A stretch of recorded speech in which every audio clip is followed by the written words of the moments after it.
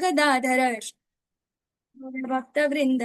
हरे कृष्णा कृष्ण कृष्ण हरे हरे, हरे राम राम राम हरे हरे।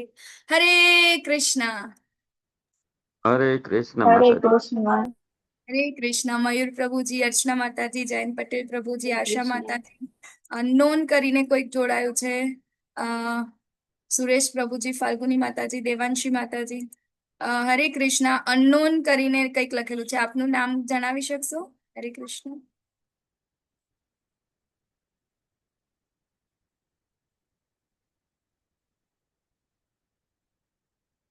કઈ વાંધો નહીં, કદાચ નહીં.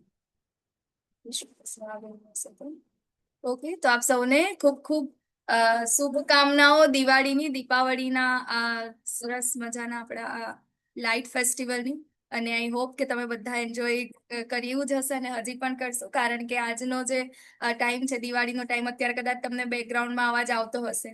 હા ને, તો ઘણા બધા આપણા ઘરેથી અને ઘણા બધા સામૂહિક આપણે એવા બધું શું કહેવાય આયોજન ને એવું બધું કરતા હોય. હા ને, તો એ બધું તમે છોડી અને આજે તમે ભગવદ્ ગીતાના ક્લાસને અટેન્ડ કરો છો, તે બહુ સારી વસ્તુ છે કે બહુ બધી સુકૃતિઓ જોઈએ એના માટે. હા ને, પેલા દિવસે મેં ડેલી એટલીસ્ટ આ હું વાત તમને કરી જ રહી છું. અને કારણ કે ભગવદ્ ગીતાના અંદર ભગવાન જાતે કહી રહ્યા છે કે ઘણા બધા લોકો રેસના અંદર પાર્ટિસિપેટ તો કરે છે મેરેથોનમાં, પરંતુ જે ફાઇનલ મેડલ મેળવે છે ને એ ક્યાંક ગણ્યા ગાંઠિયા 1 2 3 4 જ હોય છે. અને કોંગ્રેચ્યુલેશન્સ કે તમે આ બધામાંથી એક છો. હા ને, તો અવશ્ય આપણે ભગવત પ્રાપ્તિ કરીશું જ, અને ભગવાને આપણને જે કાંઈ પણ કીધું છે તે આપણે જીવનમાં ઉતારીશું અને અસંભવ પ્રયાસોને પણ આપણે સંભવ બનાવી શકીશું. તો ચાલો આપણે શ્રી શ્રી રાધા ગોવિંદજીના ચરણોમાં વંદન કરીને, શિલા પ્રભુપાદજીના ચરણોમાં વંદન કરીને આજના ક્લાસને આગળ વધારીએ. મને ખૂબ સારું લાગ્યું મયુર પ્રભુજી, અર્ચના માતાજી, જયંત પટેલ પ્રભુજી, ફાલ્ગુની માતાજી, કે તમે લોકો વિડીયો ઓન કરીને જોડાયા છો. ડેલી ખાલી મારે બ્લેક બોક્સની સામે મારે બેસવું પડતું હતું અને આજે બહુ સારું ફીલ થાય છે. એકચ્યુઅલમાં દિવાળી ગિફ્ટ જેવું લાગે છે, તમે વિડીયો ઓન કરીને પણ જોડાયા છો. હરી બોલ. ચાલો, આમાં શું થાય ખબર, વિડીયો ઓન હોય ને આપણો, તો કેવું આપણું છે ને કોન્સન્ટ્રેશન વધારે રહે. હે ને, કે આપણે ક્લાસના અંદર, બાકી વિડીયો ઓફ હોય તો આપણું કામ ચાલતું હોય, આપણે બીજું કંઈ કરતા હોય તો એમાં વધારે ના થાય. પણ એવું જરૂરી બી નથી, કારણ કે ઘણા બધાના કોલ મેસેજ મને આવે છે કે અમારે આ કામ છે, ફેસ્ટિવલ્સનો ટાઈમ છે. હે ને, તો એવું થાય કે કામની સાથે કરવું પડે, તો ઇટ્સ ઓકે. હે ને, પરંતુ જો આપણે એવી પરિસ્થિતિમાં હોય કે વિડીયો ચાલુ કરી શકીએ તો આપણે કરવો જોઈએ. યસ, આશા માતાજી અને કુંજ પ્રભુજીએ એમનો વિડીયો ઓન કરી દીધો છે. હરી બોલ. ચાલો, શ્રી શ્રી રાધા ગોવિંદ કી જય, શ્રીલ પ્રભુપાદ કી જય. તો આજનું આપણું ચેપ્ટર છે ચેપ્ટર નંબર 13. બરાબર, અત્યાર સુધી આપણે 1 થી 12 ચેપ્ટર જોઈ ગયા. 1 થી 12 અધ્યાય આપણે જોયા કે જેના અંદર પહેલા 6 અધ્યાયને આપણે કર્મયોગ, બીજા 6 અધ્યાય 7 થી 12 કે જેના અંદર આપણે જોયું ભક્તિ યોગ. બરાબર, હવે જે સેન્ડવિચનું જે લાસ્ટ પાર્ટ છે, હે ને, કે જે છે બેઝ, હે ને, કે આને બેઝ જે છે જ્ઞાન.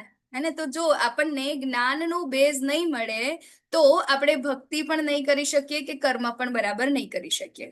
બરાબર, એટલા માટે આ જે જ્ઞાન યોગ છે ભગવાને આપણને આપ્યો છે, કારણ કે એને બેઝ બનાવીને આપણે આ કાર્ય કરવાના છે.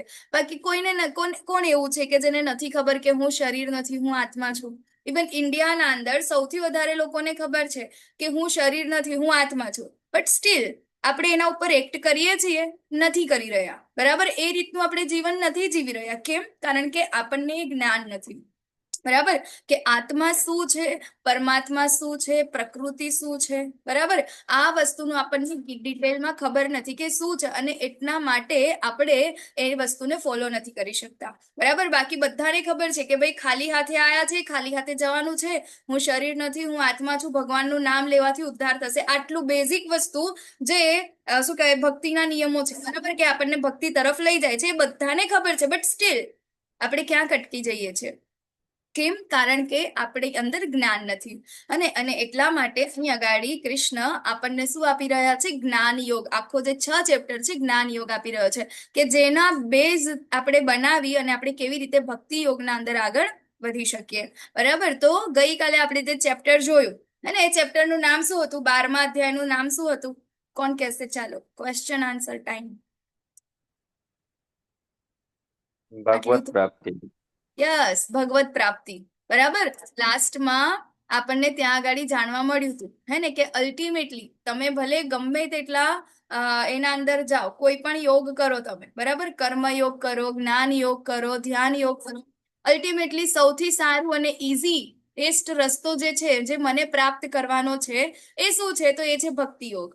બરાબર, તો આપણને થાય કે ભાઈ ભક્તિ યોગ જ કરવાનું છે, તો આ જ્ઞાન યોગ શા માટે? તો એનું ઇમ્પોર્ટન્સ મેં એકચ્યુઅલમાં તમને પહેલા આપી દીધું અને એના પછી આ ક્વેશ્ચન રાઈઝ કર્યો કે ભાઈ જ્ઞાન યોગનું શું મહત્વ છે. બરાબર, તો એના કારણે જ્ઞાન જ્યાં સુધી નહીં હોય ત્યાં સુધી આપણે એ રસ્તા ઉપર આગળ વધી શકતા નથી, ભક્તિ કરવા માટે આગળ વધી શકતા નથી. કેમ? કારણ કે અલ્ટિમેટલી આપણને ભક્તિ કરવા માટે ઇમ્પોર્ટન્ટ શું છે?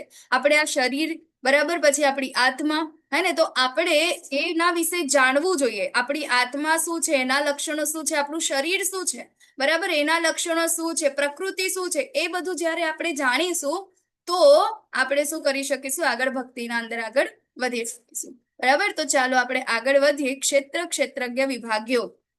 બરાબર, હવે અહીં આગળ અર્જુનજી ભગવાનને પ્રશ્ન પૂછી રહ્યા છે. શું પ્રશ્ન પૂછે છે?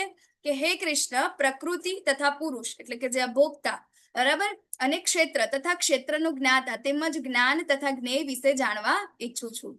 બરાબર, હવે ગઈકાલે જો 12મા ચેપ્ટરના અંદર કૃષ્ણે બધું કહી દીધું એમને, બરાબર, કે ભક્તના લક્ષણો આ હોય છે, તારે મને પ્રાપ્ત કરવાનું છે, ભક્તિ યોગ એ સર્વશ્રેષ્ઠ છે. ગઈકાલે અર્જુને શું પ્રશ્ન પૂછ્યો હતો? કે તમારું જે નિરાકાર રૂપના અંદર જે લોકો તમારી સેવા કરે છે, જે સાધના કરે છે, બરાબર, તો એ અને બીજું તમારું સાકાર રૂપમાં જે તમારી સેવા કરે છે, બંનેમાંથી શ્રેષ્ઠ કયું છે?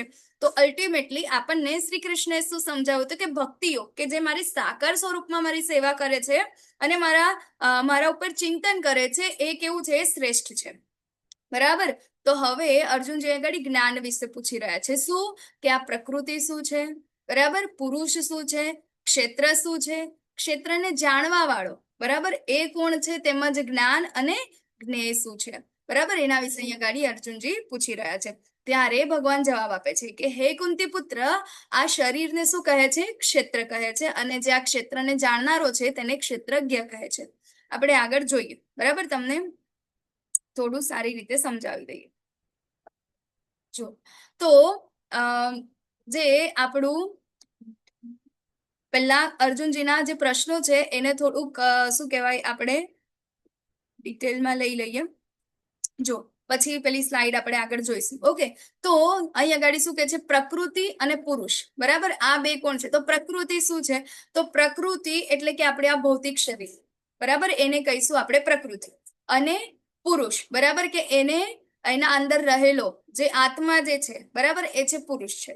બરાબર, અને એના અંદર જે ક્ષેત્ર એટલે શું? તો જે આ શરીર જે છે, બરાબર. હવે વિચારો કે એક આખું ખેતર, આના અંદર સ્લાઇડ નથી, નહીં તો હું તમને બતાવતી કે આપણું જે ઘર હોય, આના અંદર કેટલા લોકોના ઘરે જમીન છે તમારી પાસે પોતાની, ખેતર છે કોઈની પાસે? આમાંથી હેન્ડ રેઝ કરો. મારા પપ્પાને છે. યસ, બરાબર, તો આમાં મયુર પ્રભુજી કે છે, જૈન પ્રભુજી કે છે, અને આમાંથી ઘણા એવું કીધું કે મારા પપ્પાને છે. દેટ મીન્સ કે આપણે ક્યાંક ને ક્યાંક આપણે જોયું છે. ઓકે, પછી ચાલો ખેતર નથી, તો આપણી પાસે ઘર તો હશે પોતાનું, બરાબર ને? તો હવે મને તમે ખાલી એક આન્સર આપો કે તમારા ઘરનો જે સર્વે નંબર છે, મતલબ જે ડોક્યુમેન્ટ છે તમારા ઘરના કે તમારા ખેતરના, જેટલા બી ડોક્યુમેન્ટ છે પ્રોપર્ટીના, એ પ્રોપર્ટીના ડોક્યુમેન્ટ કોની પાસે હોય? આપણી પાસે ને મ્યુનિસિપલ કચેરીમાં. યસ, બરાબર, બે વ્યક્તિ પાસે હોય. એક જેનો માલિક છે એ, બરાબર, તો અહીં અગાડી જે આ માલિક છે એને શું કહીશું આપણે? ક્ષેત્રજ્ઞ. બરાબર, અને જે આ જે પ્રોપર્ટી છે એને શું કહીશું આપણે? ક્ષેત્ર. બરાબર, કે જેના અંદર આપણે કર્મ કરી રહ્યા છે. તો આપણું ક્ષેત્ર શું છે? તો આ શરીર જે છે આપણું ક્ષેત્ર છે. બરાબર, અને એને જાણનારો, એનો માલિક કોણ છે? તો એ છે ક્ષેત્રજ્ઞ, જે ક્ષેત્રને જાણવા વાળો. બરાબર, એટલે ક્ષેત્રનો જ્ઞાતા એ કોણ છે? આત્મા છે. બરાબર, હવે ત્રીજી વસ્તુ હોય, જેમ તમે કીધું કે તમારે ઘર અને તમારી પ્રોપર્ટી બે વ્યક્તિ પાસે હોય. બરાબર, પ્રોપર્ટી આપણું ક્ષેત્ર થઈ ગયું, એને જાણનારો એક આત્મા એટલે ક્ષેત્રજ્ઞ થઈ ગયું. હવે ત્રીજું તમે કીધું ને કે એક તો આપણી પાસે હોય, માલિક પાસે, ને બીજું સિટી સર્વે વાળા પાસે પણ હોય. બરાબર, મ્યુનિસિપલ પાસે પણ હોય. તો હવે બીજો ક્વેશ્ચન છે કે આપણી જે પ્રોપર્ટી છે એના જે શું કહેવાય ડોક્યુમેન્ટ છે એ લોકો પાસે છે, બટ ઇટ સ્ટીલ આપણી આજુબાજુના લોકો છે એમની જે પ્રોપર્ટી છે એમના ડોક્યુમેન્ટ પણ એ લોકો પાસે હશે. રાઈટ? બરાબર, એટલે એવું કહેવાય કે આપણી પાસે જેટલી પ્રોપર્ટી છે, મારું પાસે જે ખેતર છે, મારું બાજુવાળાનું છે, મારું ઘર છે, એ મારી પાસે તો મારું છે જ, પરંતુ આ બધાનું કોની પાસે છે? તો એ સરકાર પાસે છે. બરાબર, તો હવે જે આ સરકાર છે, જે સિટી સર્વે આપણે જેને કહીએ છીએ, અથવા તો આપણે મ્યુનિસિપાલિટી કહીએ, બરાબર, તો એ લોકો મ્યુનિસિપલ કોર્પોરેશન આપણે જે કહીએ તે એને શું કહેવાય છે? પરમાત્મા. બરાબર, કે જે આપણા શરીરના અંદર તો છે જ, પરંતુ દરેકના શરીરમાં પણ છે. એને આપણે શું કહીએ છીએ? પરમાત્મા. બરાબર, તો અહીંયા ગાડી બે પ્રકારના જ્ઞાતા થઈ ગયા. બરાબર, બે લોકો પાસે અહીંયા ગાડી પ્રોપર્ટીના શું કહેવાય ડોક્યુમેન્ટ છે, હે ને? એક પોતાના માલિક પાસે, બરાબર, જેનું ઘર છે એની પાસે, અને બીજું સરકાર પાસે. બરાબર, પરંતુ અહીંયા ગાડી જે માલિક છે એની પાસે જસ્ટ ખાલી પોતાનું જે ઘર છે એની જ પ્રોપર્ટીનું ઇન્ફોર્મેશન છે, પરંતુ બાજુવાળાનું નથી. પરંતુ સરકાર જે છે એ જ્ઞાતા એવો છે કે જેને આપણી બાજુવાળાનું પણ છે અને એના એરિયામાં જેટલા આવતા હશે એ બધાનું ઇન્ફોર્મેશન એની પાસે છે. તો અહીંયા ગાડી પરમાત્મા છે એ અહીંયા ગાડી આપણના શું છે? ક્ષેત્રજ્ઞ. તો આપણા શરીરના અંદર બે પ્રકારના જ્ઞાતા હોય આ ક્ષેત્રને જાણવા વાળા. બરાબર, એક આપણી આત્મા અને બીજું હોય છે આપણા પરમાત્મા. બરાબર, કે જે આપણી અંદર તો હોય જ છે, પરંતુ બીજા બધાની અંદર પણ હોય છે. બરાબર, તો આના અંદર કોઈ કન્ફ્યુઝન છે? ખબર પડી આમાં? ઓકે, ચાલો તો આપણે આગળ વધીએ. બરાબર, તો હવે અહીંયા ગાડી જોયું કે આ પ્રકૃતિ છે, પ્રકૃતિના અંદર એક ક્ષેત્ર, બરાબર, કે જેના અંદર આપણે કામ કરવાના છે, કર્મ કરવાનું છે, એને જાણવા વાળો એક આત્મા છે અને બીજું છે પરમાત્મા છે. બરાબર, તો ક્ષેત્રજ્ઞ બે છે.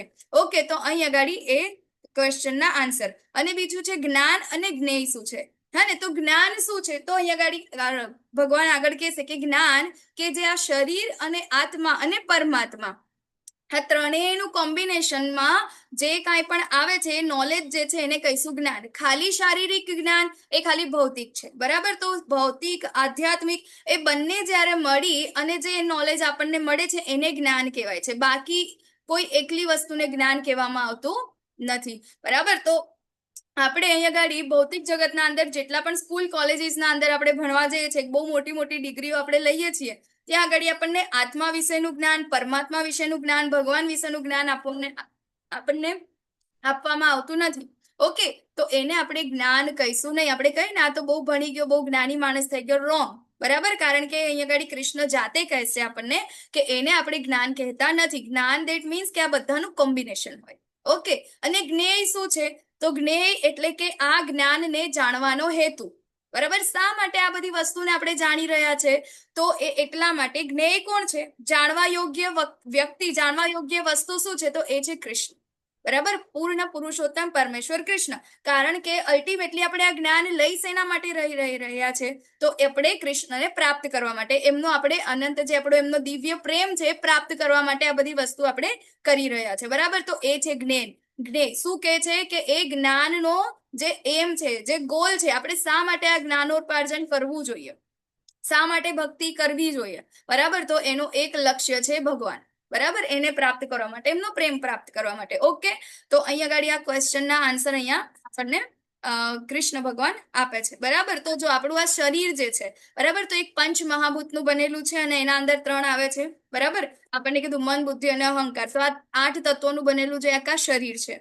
બરાબર, અને એને જાણનારો કોણ છે? આપણો આત્મા છે. અને આત્માની અંદર, બરાબર, આ શરીરના અંદર 2 વ્યક્તિ રહે છે, એક આત્મા રહે છે અને બીજું કોણ રહે છે? એક પરમાત્મા રહે છે. બરાબર, કે હવે આગળ કહે છે કે હે ભારત, એ જાણવું જોઈએ કે હું પણ સર્વ શરીરનો જ્ઞાતા છું અને આ શરીર તેના જ્ઞાતાને જાણી લેવાને જ જ્ઞાન કહેવામાં આવે છે. આ મારું મંતવ્ય છે. બરાબર. એટલે આ શરીર અને શરીરને જાણનારો કોણ? એટલે કે આત્મા અને પરમાત્મા, એ બંનેને જ્યારે જાણે છે એને શું કહે છે આપણે? જ્ઞાન, કે જે મેં તમને આગળ ડિટેલમાં કહી દીધું. બરાબર. તો હવે ઘણા બધા લોકો, જો અહીંયા આગળ આ 5 કોષ છે, બરાબર, તો આ કેવી રીતે આગળ વધે? તો ઘણા લોકો કે જે બ્રહ્મની ઉપાસના કરે છે, બરાબર, તો સૌથી પહેલા શું કરે?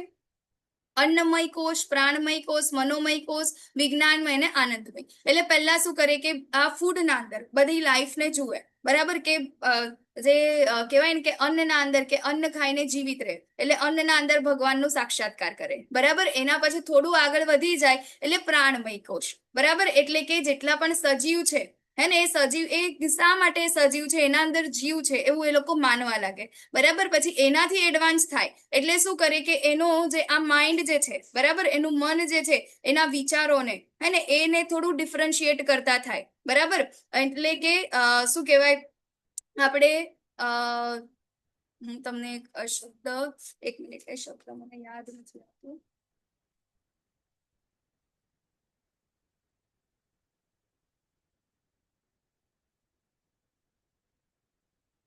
શું? શંખ.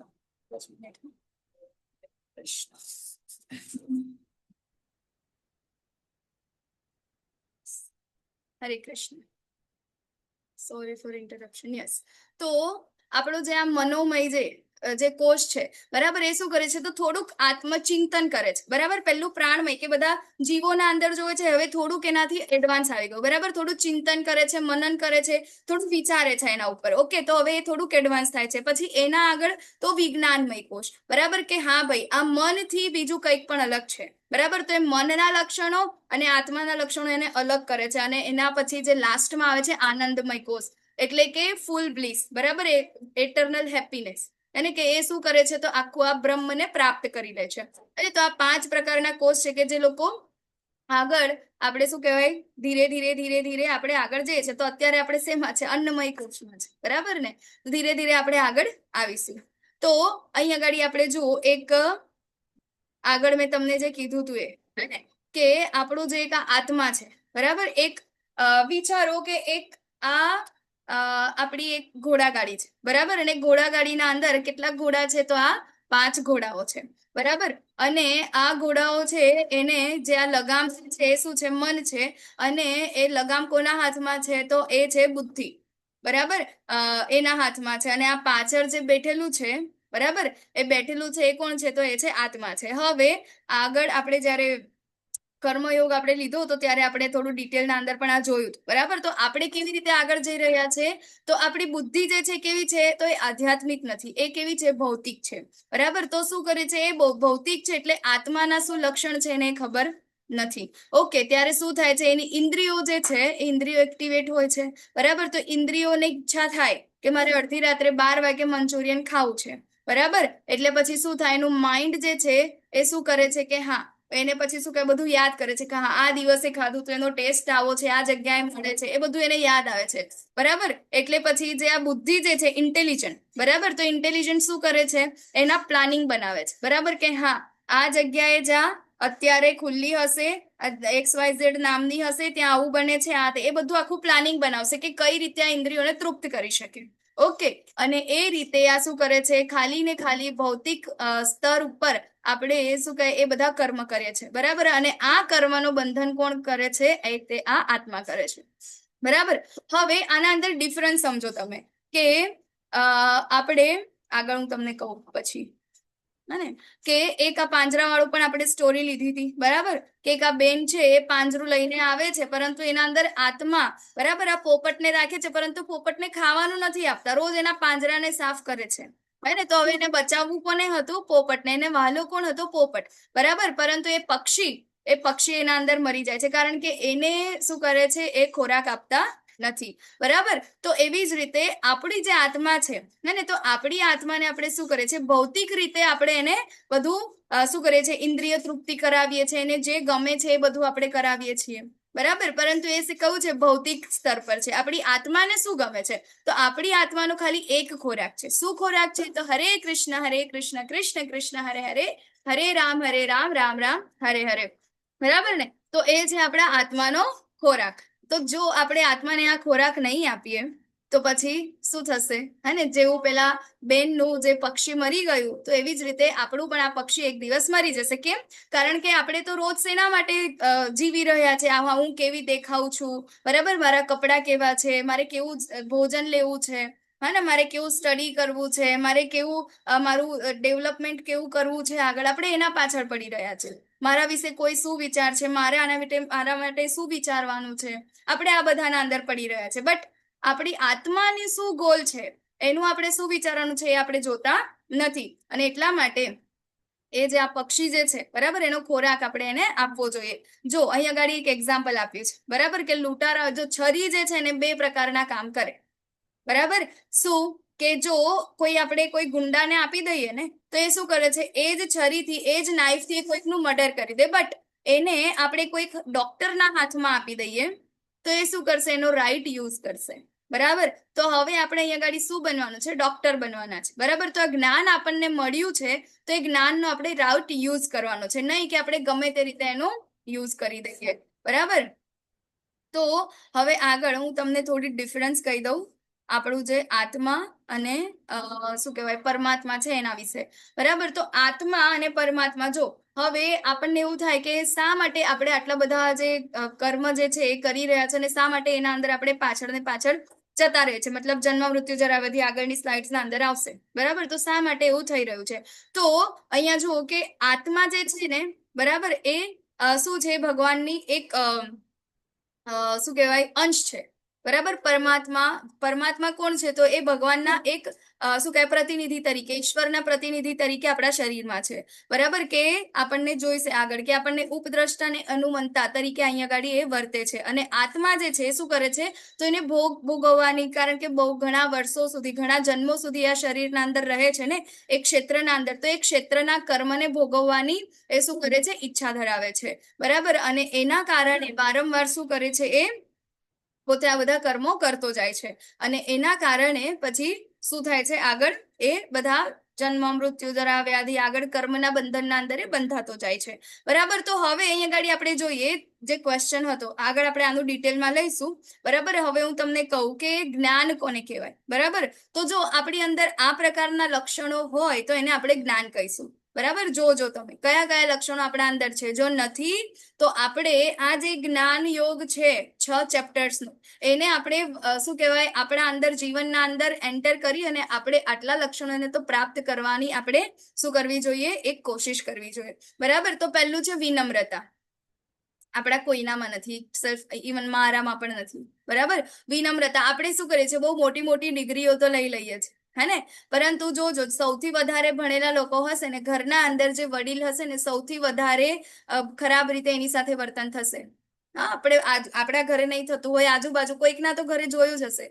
આપણે જેમ જેમ વધારે કમાતા થઈએ, જેમ આપણને વધારે જ્ઞાન આવતું જોઈએ, વધારે ભણેલા થતા જઈએ, આપણે શું કરીએ છીએ? આપણાથી નીચેના લોકોને આપણાથી ઓછા સમજીએ છીએ કે ભાઈ આ તો ઓછું ભણેલા છે, આને કશું ખબર ના પડે, ઘરડું વ્યક્તિ છે, એની સાથે આપણે બરાબર વાત ના કરીએ, હે. તો એ છે વિનમ્રતા. વિનમ્રતા આપણી નષ્ટ થઈ જાય. દેટ મીન્સ કે આપણે જે જ્ઞાન મેળવ્યું છે એ જ્ઞાન નથી, બરાબર. કારણ કે જો જ્ઞાન હોય તો વિનમ્રતા સૌથી પહેલું લક્ષણ છે કે આપણી અંદર આવે, બરાબર. બીજું છે દંભ વિહીનતા, અહિંસા, સહિષ્ણુતા, સરળતા, સદગુરુનો આશ્રય, બરાબર. શું કે છે કે અહિંસા. આપણે તો જેટલા વધારે લોકો શું કહેવાય, હું જયારે કોલેજમાં હતી ને ત્યારે ત્યાં તો હોસ્ટેલમાં રહેતા હતા, તો હોસ્ટેલના અંદર સૌથી વધારે લોકો ઘરે, એ લોકોના ઘરે ઓનિયન ગાર્લિક બી ના ખાય, સ્વામિનારાયણ ને બધા હોય, પરંતુ હોસ્ટેલમાં આવી અને શું કરે? એ લોકો નોન વેજ ને એગ્સ ને બધું લોકો ખાતા હોય, બરાબર. તો જો એ લોકો ભણવા આવ્યા હોય, જ્ઞાન લેવા માટે આવ્યા હોય, તો એટલીસ્ટ ઓછું થવું જોઈએ, બટ એ લોકો વધી ગયા, ઘરેથી છુપાઈને.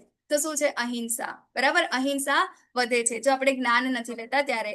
સહિષ્ણુતા, સહનશીલતા આવે છે, સરળતા આવે છે, ને પછી સદગુરુનો આશ્રય. સદગુરુ એટલે કે અહીં નામ નથી સદગુરુ. સદગુરુ એટલે કે પરંપરામાં આવતા ઓથેન્ટિક ગુરુ, એનો આશ્રય લેવાની અહીં આગળ વાત ચાલી રહી છે. પવિત્રતા. એટલીસ્ટ દિવસના અંદર 2 વાર મિનિમમ સ્નાન કરવું જોઈએ. પણ આપણે જોઈએ હોસ્ટેલના અંદર રહેતા બાળકો કે પછી ઘરે જે લોકો ભણતા હોય, સ્કૂલ કોલેજના છોકરાઓ હોય, અને ઇવન રવિવાર હોય ત્યારે તો 10 વાગે ઉઠે અને સાંજે 4-5 વાગે નાય, અને સ્નાન ખાલી એક જ વાર કરે, અને એ બી સાંજે. એના પહેલા તો બધું મળ મૂત્ર વિસર્જન ને બધું કરે. તો એ કર્યા વગર, એ કરીને પણ ઘરમાં ગમે ત્યાં અડ્યા કરે, ફર્યા કરે, આ બધું કરતા હોય તો એ પવિત્રતા નથી. ઓકે, તો પવિત્રતાનો ગુણ આવે છે, સ્થિરતા આવે છે. લાઈફની કોઈ પણ સિચ્યુએશન હોય એના અંદર સ્થિર રહે છે. અને અત્યારે આપણે જોઈએ છે ને 99.8% આવે, 99.99 લાવવાના હતા, પરંતુ 1.1% એનો નથી આવતો. એના માટે શું કરે છે? આત્મહત્યા કરવા લાગે છે.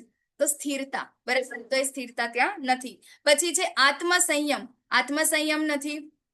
શાસ્ત્ર તો એવું કે છે કે 25 અવર્સ સુધી તમારે બ્રહ્મચર્યનું પાલન કરવું જોઈએ, બરાબર. પરંતુ અહીંયા ગાડી તો આપણે જોઈએ છે 10 વર્ષ, 12 વર્ષ, 13 વર્ષ, 14 વર્ષ, 15 વર્ષ. ઇવન ગઈકાલે આપણે બહુ ડિટેલમાં પણ એની ચર્ચા કરી, હે ને. ત્યારે એ લોકો આત્મસંયમ ગુમાવી બેઠે છે, હે ને.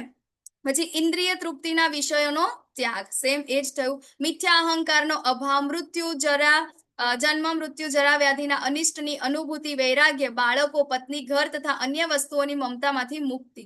જ્યારે આપણને જ્ઞાન આવે છે ને, ત્યારે આપણને આસક્તિ છૂટે છે, પ્રેમ થાય છે લોકો સાથે, બરાબર. આપણને લોકોનું હિત, શું કહેવાય, હિત આપણે ઈચ્છીએ છીએ લોકોનું, કે ભાઈ આનું હિત શેમાં છે. ક્યારે હું એને એવું કરી દઉં કે તમારે માળા કરો, ક્યારે હું એમને કરતા કહી દઉં કે ભાઈ તમે શું કહેવાય ભગવાનનું નામ લો, એ જ આપણો અલ્ટિમેટ ગોલ છે. જ્યારે આપણા અંદર આ એક શું કહેવાય, એક ઈચ્છા જાગે કે મારે બધાને હરિનામ કરતા કરી દેવા છે, ત્યારે સમજવું કે આપણા અંદર જ્ઞાન આવી રહ્યું છે, બરાબર. પછી જન્મ મૃત્યુ અને જરા વ્યાધિ, હે ને. કોઈને જોઈને એવું નથી ભાઈ આ કેટલું બધી મહેનત કરે છે, કેટલા બિચારા છે, હે ને. આપણે એવું ના છે, પરંતુ આપણે એના વિશે એવું વિચારવા લાગીએ કે આ શું કહેવાય, આ જન્મ મૃત્યુ જરા વ્યાધિ, હે ને, આખા ચક્રમાંથી એને કેવી રીતે આપણે બહાર કાઢી દઈએ. તો અહીં આગળ આ બધી વસ્તુઓની જે ચર્ચા કરી છે. પછી છે અનુકૂળ તથા પ્રતિકૂળ ઘટનાઓ પ્રત્યે સમભાવ, હે ને. કોઈ ખરાબ થાય, સારું થાય. ગઈકાલે આપણે જોયું હતું ને, અમરીશ મહારાજ, અનુકૂળ હોય કે પ્રતિકૂળ હોય. ધ્રુવ મહારાજ જોયા હતા આપણે, પ્રહલાદ મહારાજ. કોઈ પણ સિચ્યુએશન આવે છે, પરંતુ એ બધામાં કેવા રહે છે? સરખા રહે છે.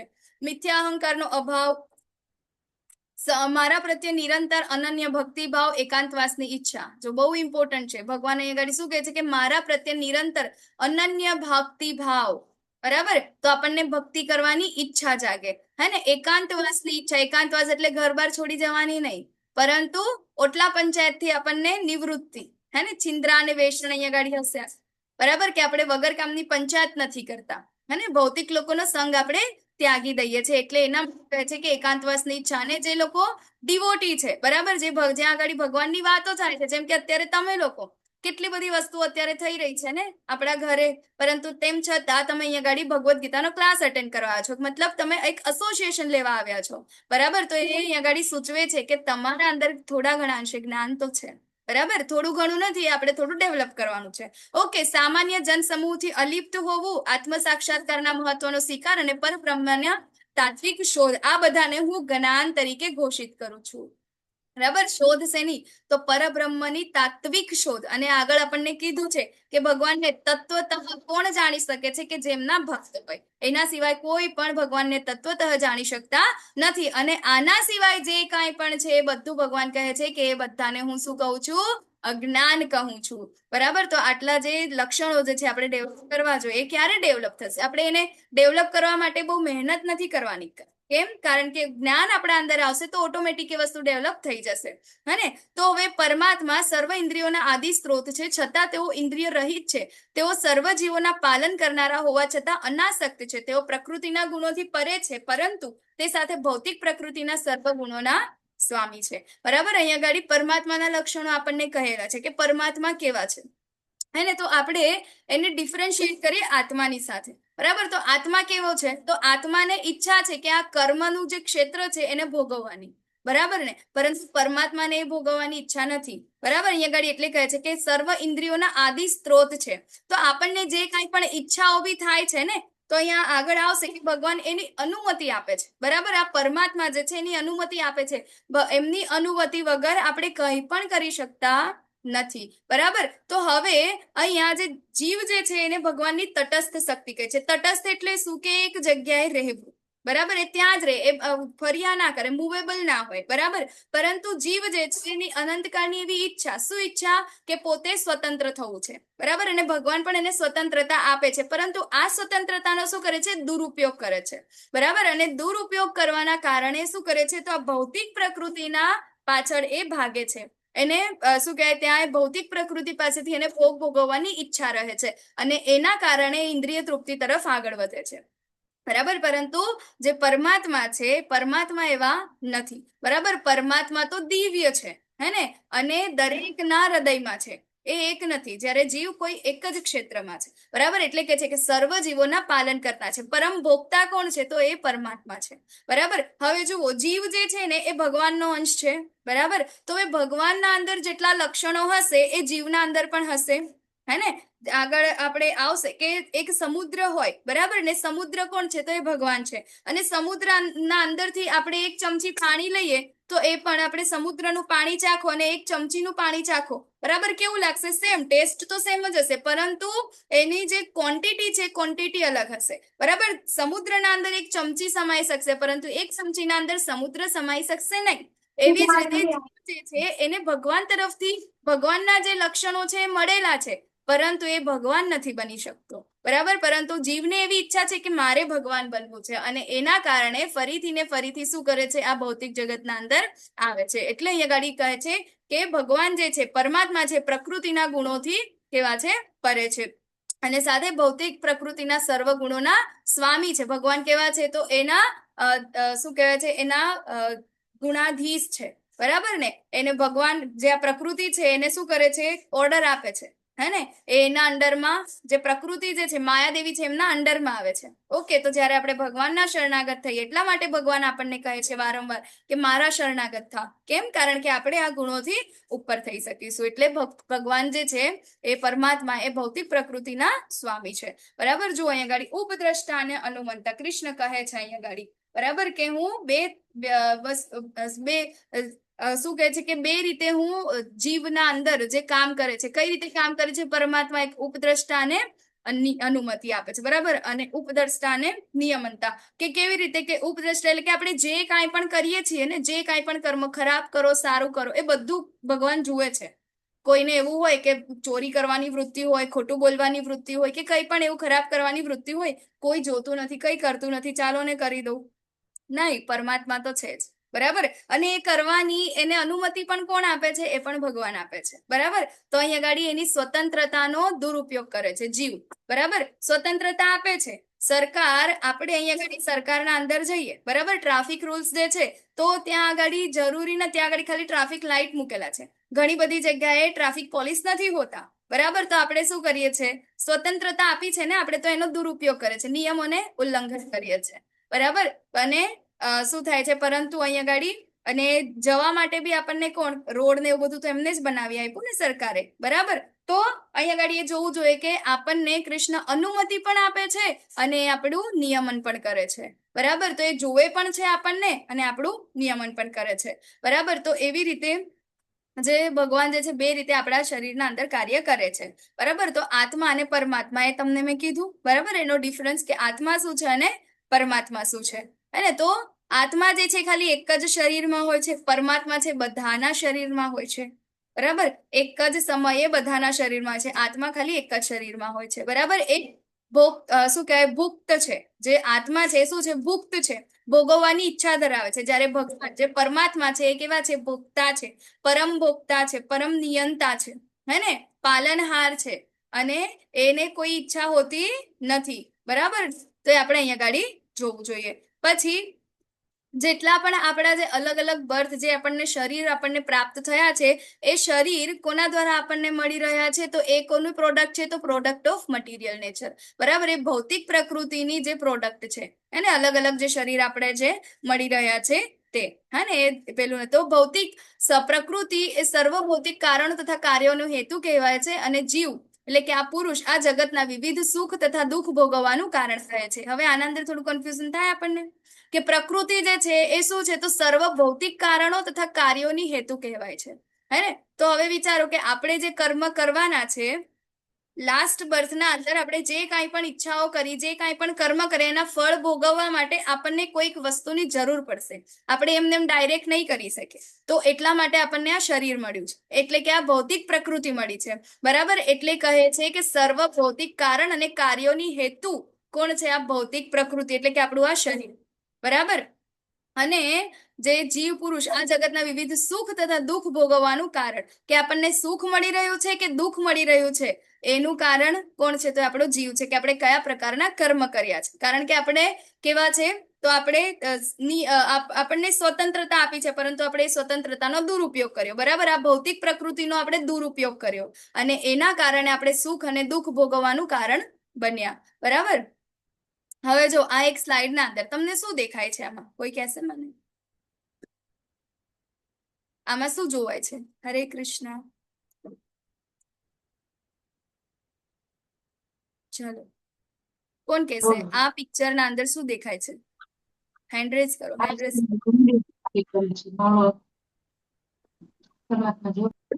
બધા એકબીજાને ખેંચી રહ્યા છે. બધા એકબીજાને ખેંચી રહ્યા છે. યસ, આશા મૃત્યુ માતાજી. તરફ મૃત્યુ તરફ એકબીજાને ખેંચી રહ્યા છે. ઓકે, બીજા કોઈ? કોણ બોલશે? આશા માતાજી હેન્ડ રેઝ કરવાની જગ્યાએ. હા, બોલો માતાજી. હરે કૃષ્ણ. હા, બધા એકબીજાને ખેંચી, એ જ કેવું. ઓકે, બીજું કોઈ ટ્રાય કરશે?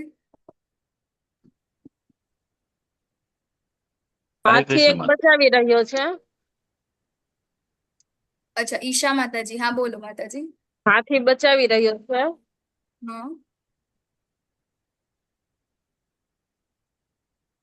ઓકે. યસ, હરે મયુર. કૃષ્ણ માતા. યસ, જયંત પ્રભુજી બોલો હરે કૃષ્ણ, પછી મયુર પ્રભુજી. માતાજી, આપણી ઉંમર ઓછી થતી જાય છે, હમ અને જે બે ઉંદર બતાવ્યા છે એ રાત દિવસ છે. હમ ઉપરથી મધ પડે છે, નીચે પણ સર્પો છે, અને ભગવાન પોતાનો હાથ લંબાવે છે આપણને. હરે કૃષ્ણ. હરે કૃષ્ણ. યસ, મયુર પ્રભુજી હરે કૃષ્ણ. પતાઈ તો દઉં. હરે કૃષ્ણ માતાજી પ્રણામ. હરે કૃષ્ણ મયુર પ્રભુજી બોલો. માતાજી માયાદેવી બધું આમ તેમ ખેંચે ને ભગવાન રાહ જોઈને ઉભા છે. યસ, અને હરે કૃષ્ણ. કોઈકનું માઇક ઓન છે, પ્લીઝ મ્યુટ રાખજો. જો હવે આપણે એને થોડુંક સિમ્પલ રીતે જોઈએ. બરાબર? તમે બધાએ કીધું બધું જ સાચું છે.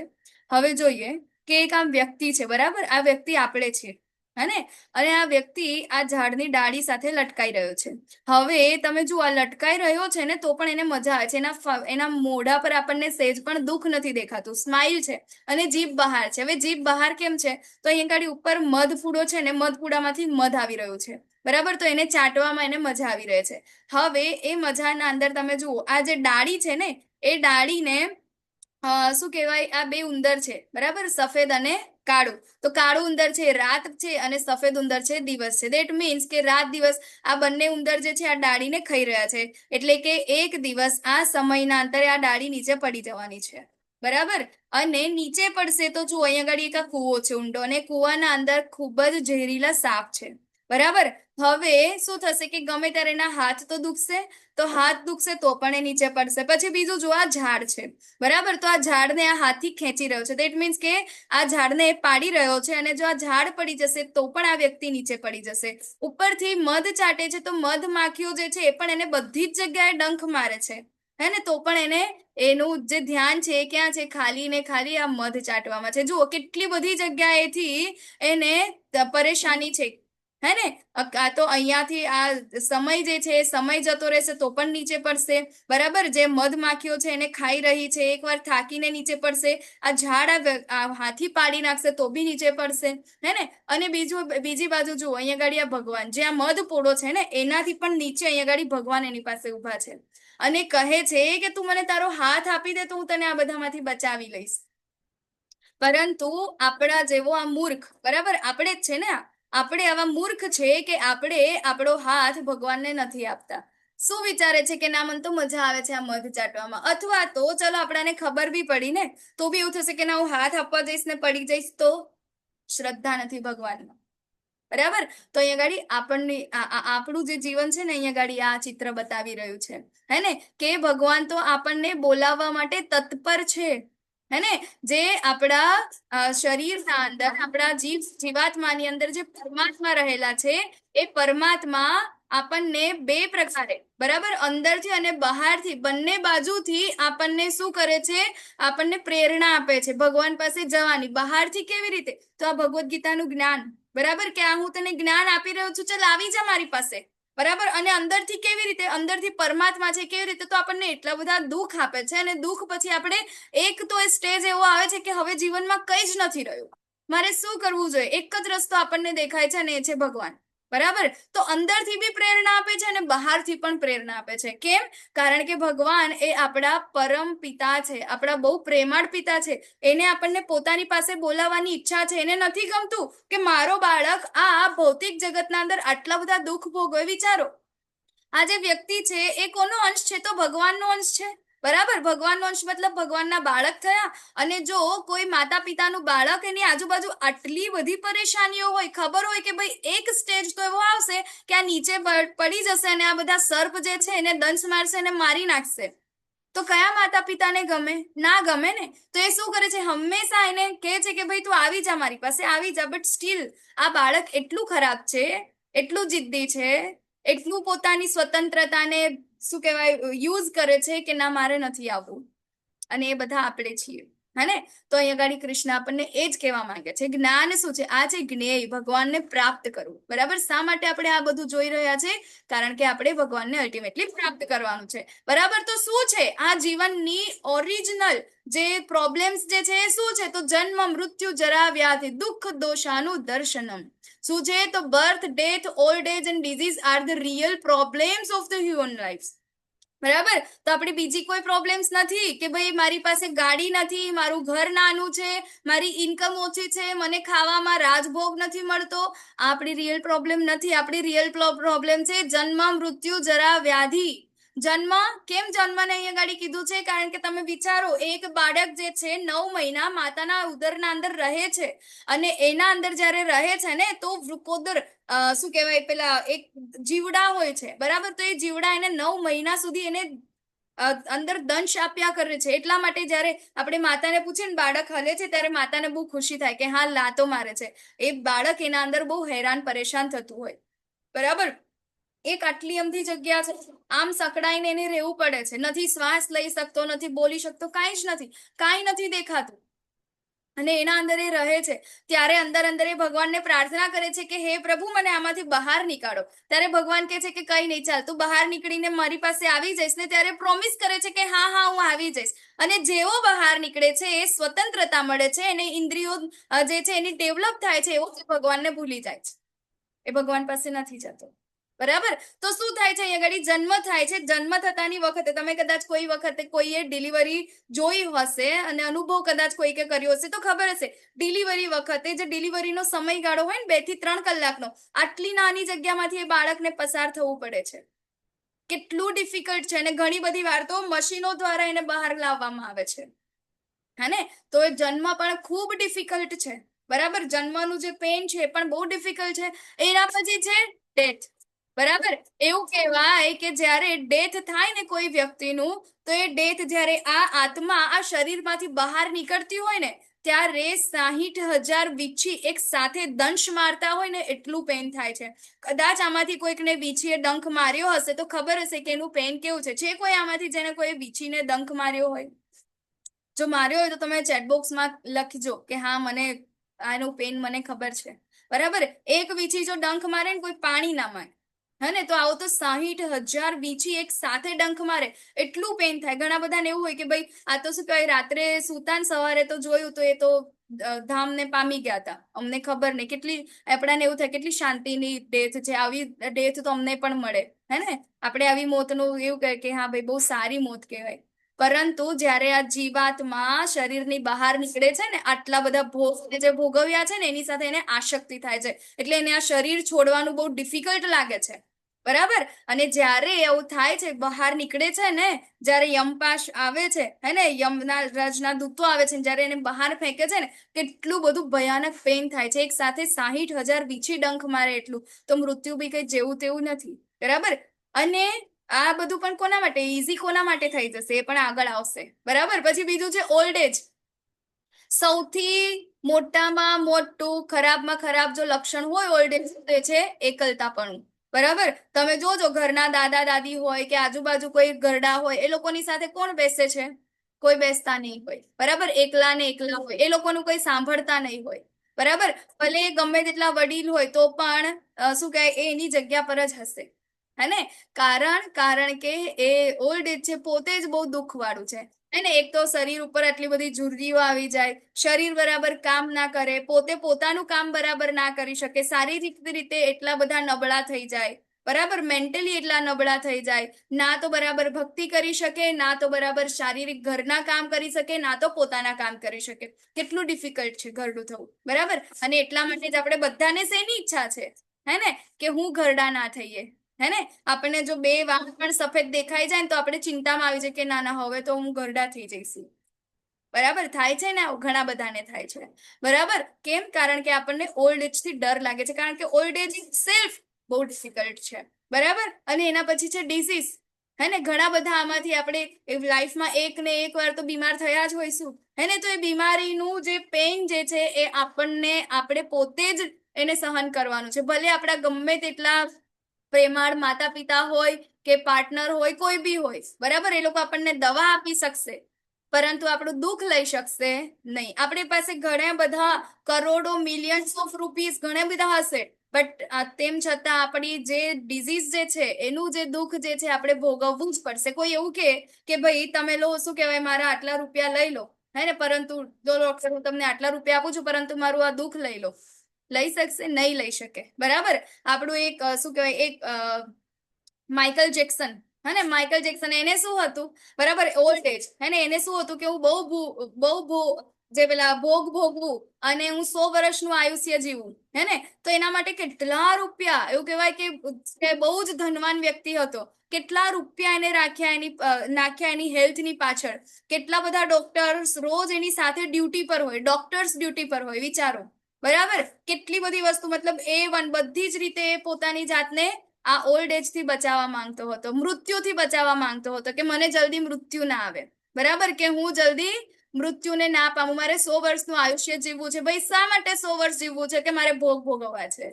બરાબર. એ જ માઇકલ જેક્સન 100 વર્ષ તો શું, પરંતુ 50 વર્ષની ઉંમર બી ના જોઈ શક્યો. બરાબર. તો આ જે છે આપણી રિયલ લાઈફ પ્રોબ્લેમ છે. બરાબર. તો અહીંયા આગળ નોબડી વોન્ટ્સ પ્રોબ્લેમ, કોઈને આ પ્રોબ્લેમ નથી જોડતી. Nobody can avoid problem. બરાબર. કોઈ પણ આ પ્રોબ્લેમને અવોઇડ નથી કરી શકતું. જોઈએ છે આપણને પ્રોબ્લેમ? આમાંથી કોઈને જોઈએ છે તમને? હા, કોને એવી ઈચ્છા છે કે મને જલ્દી ઘરડાપણું આવી જાય, મને આ ડિઝીઝ લાગી જાય, મને રોગ લાગી જાય? છે કોઈને કે મારું મૃત્યુ થઈ જાય? હા, છે આવું કોઈને ઈચ્છા? નથી ને. બરાબર. એટલે કોઈને આ પ્રોબ્લેમ જોઈતા નથી. Nobody can avoid problem, but still આપણે એને અવોઇડ પણ નથી કરી શકતા. જ્યારે ઘરડું થવાનું છે ત્યારે થવાના જ છે, મૃત્યુ આવવાનું છે, આવવાનું જ છે, આપણને ડિઝીઝ થવાના છે, રોગ થવાના છે, થવાના જ છે. એને આપણે રોકી શકતા નથી. અને કર્મ કરીશું અને ઈચ્છા રાખીશું તો નેક્સ્ટ બર્થ, જન્મ પણ આપણો થશે, એને આપણે રોકી શકવાના નથી. બરાબર. તો શું કે છે કે it comes on its own. બરાબર. એની જાતે આવે છે. અને similarly happiness will also come on its own. બરાબર. તો આટલા દુઃખ જે છે એની સાથે જે આપણી જે હેપીનેસ છે, બરાબર, ખુશી છે, એ પણ એની સાથે એની રીતે આવે છે. બરાબર. તો રિયલ પ્રોબ્લેમ્સ કયા કયા છે? આપણા birth, death, old age and disease. અને આ ટેમ્પરરી પ્રોબ્લેમ કયા કયા છે? આપણી બેઝિક નીડ. કઈ કઈ છે basic need? Food, shelter and clothing. બરાબર. આપણે શેના માટે આટલા બધા ફાંફા મારીએ છીએ? ખાવા માટે, પાણી માટે, શેલ્ટર માટે, સારું ઘર હોય, મકાન હોય, અને સારા કપડાં પહેરવાના હોય, રોટી, કપડાં, મકાન. બરાબર. આના માટે આપણે આગળ પાછળ બધી જગ્યાએ કરી રહ્યા છે, પરંતુ આ શું છે? આ ખાલી આપણી ટેમ્પરરી પ્રોબ્લેમ છે. બરાબર. આ જન્મ માટેની પ્રોબ્લેમ છે. તો આપણે ખાવા માટે, બરાબર, આપણે શેના માટે અત્યારે આ જીવન જીવી રહ્યા છે? તો એ બધું ભેગું કરીએ છીએ. કેના માટે? તો આપણું સારું ઘર હોય, સારું ઘર જેને બનાવવું હોય, પેન્ટ હાઉસ બનાવવું હોય, બહુ મોટું ફાર્મ હાઉસ જેવું બનાવવું હોય, બહુ બધી સારી સારી ગાડી લેવી હોય, તો એના માટે શું કરે છે? વધારે ને વધારે ગધેડાની જેમ મહેનત કરે છે, બરાબર. અને પોતાનું જે રિયલ કામ જે છે, રિયલ જે ટાર્ગેટ છે, રિયલ ગોલ જે છે એને કરતો નથી. ભગવાનનું નામ નથી લઈ શકતા, ભગવાનના શું કહેવાય સેવા નથી કરી શકતા, અને એટલા માટે ફરીથી આ બધી બેઝિક લાઈફ, જો એકવાર તમને જન્મ થશે તો આ બધી પ્રોબ્લેમ જે છે ટેમ્પરરી આવશે જ, બરાબર. તો આપણે આ ટેમ્પરરી પ્રોબ્લેમ થી પણ બહાર નીકળવાનું છે અને રિયલ પ્રોબ્લેમ માંથી પણ બહાર નીકળવાનું છે. ઓકે, જો તો આ પ્રમાણે જીવ પ્રકૃતિના 3 ગુણોને ભોગવતો પ્રકૃતિમય જીવન જીવે છે, અને આ તેના ભૌતિક પ્રકૃતિ સાથેના સંગને કારણે થાય છે. એ રીતે વિભિન્ન યોનિઓમાં ઇષ્ટ અને અનિષ્ટ પ્રાપ્ત કર્યા કરે છે, બરાબર. આગળ જોયું હે ને? તો આ ભૌતિક પ્રકૃતિ સાથે બધા કર્મ કરે છે અને ખરાબ સારું એ બધું પ્રાપ્ત કર્યા કરે છે, વારંવાર જન્મ મૃત્યુ જરા વ્યાધિ એ રીતે એને પ્રાપ્ત કરે છે, બરાબર.